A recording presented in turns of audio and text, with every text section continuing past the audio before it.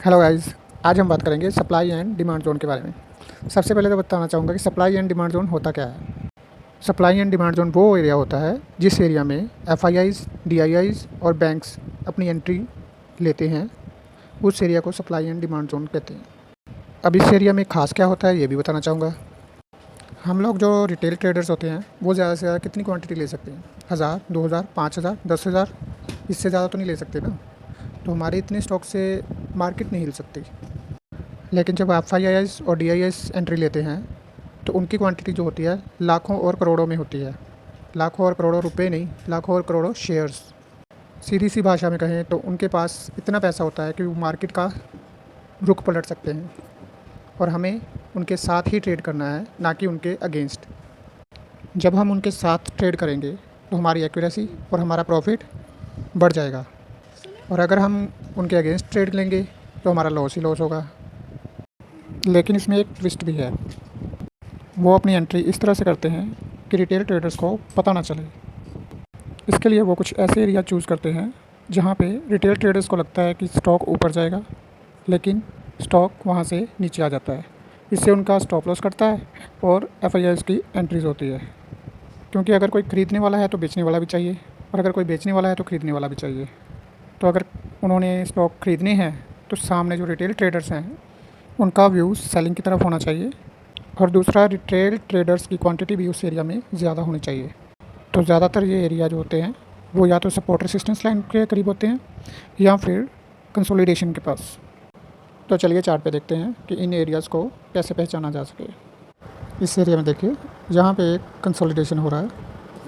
Consolidation area में क्या होता है कि लोग कंफ्यूज होते हैं कि प्राइस ऊपर जाएगा या नीचे जाएगा, लेकिन प्राइस तो उस तरफ जाएगा जिस तरफ डिमांड ज़्यादा होगी। अब इस पहली कैंडल को देखिए, इसमें प्राइस खुलने के बाद नीचे आया। नीचे के आने के बाद इसमें डिमांड आई और ये प्राइस दोबारा से ऊपर चला गया। और नीचे देखिए, इसमें आपको वॉल्यूम भी बढ़ता हुआ नज़र आ रहा है। इस एरिया में जो हम जोन ड्रा करेंगे, वो जो इस कैंडल का पिन है वो पूरी पिन हमारा एक जोन होगा। तो अगर आपने इंट्राडे करना है तो यहाँ से जब प्राइस इस जोन से दोबारा टकराता है तो वहाँ पे आप इसकी एंट्री कर लेते हैं। लेकिन अगर बड़ा मूव लेना है तो उसके लिए आप वेट करना पड़ेगा, यहाँ पे एंट्री नहीं होगी। बड़े मूव के लिए आप क्या करेंगे कि ये जो हमारा कंसोलिडेशन एरिया था उस एरिया को एक्सपेंड करेंगे। तो जब हमारा प्राइस दोबारा इस एरिया पे टच करेगा तब हमारी एंट्री होगी, और इसका स्टॉप लॉस होगा ये कंसोलिडेशन एरिया के बॉक्स के नीचे का। और दूसरी बात, हम इसमें एक ऐसी कैंडल एंट्री के लिए ढूंढेंगे जैसे कि जो रिवर्सल कैंडल हो, जैसे कि ये पिन बार कैंडल है ये वाली। इसका हाई ब्रेक होते ही आप एंट्री ले सकते हैं। अब आप कहेंगे कि प्राइस अगर सप्लाई जोन में था तो ऊपर क्यों नहीं गया, नीचे क्यों आया दोबारा? तो बताना चाहूँगा भाई, अगर सामने 1 लाख ऑर्डर पड़े हैं बाइंग के और सेलिंग के ऑर्डर हैं 50,000, तो सेलर्स कम होने के कारण उनका जो है ऑर्डर जो है वो पेंडिंग रह जाते हैं। तो इसके लिए उनको दोबारा उस प्राइस को उसी एरिया में लाना पड़ता है ताकि उनके पेंडिंग ऑर्डर जो हैं वो ट्रिगर हो सकें। और उसके बाद जो मूव आता है वो आप देख सकते हैं। ये देखिए, दूसरी बार इस एरिया में आने के बाद प्राइस उनके ट्रिगर होने के बाद मूव देखिए। चलिए अब हम देखते हैं कुछ एग्जांपल्स। जैसे इस एरिया में गैप डाउन खुला, लेकिन उससे पहले जो ऊपर कंसोलिडेशन हो रहा था वही हमारा जोन था। जब प्राइस उसके ऊपर आया दोबारा से तो वहाँ से देखिए मूव।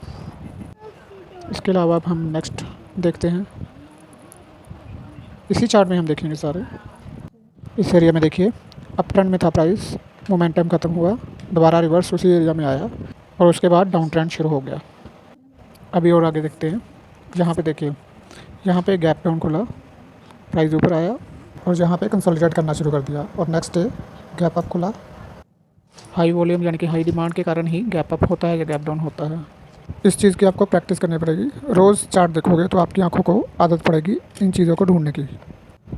अब मैं भी आपके सामने ही ढूंढ रहा हूँ। ये देखिए, इस एरिया में क्लोजिंग से पहले कंसोलिडेट हुआ, अगले दिन गैप डाउन खुला, दोबारा से कंसोलिडेशन एरिया में आने के बाद डाउन ट्रेंड।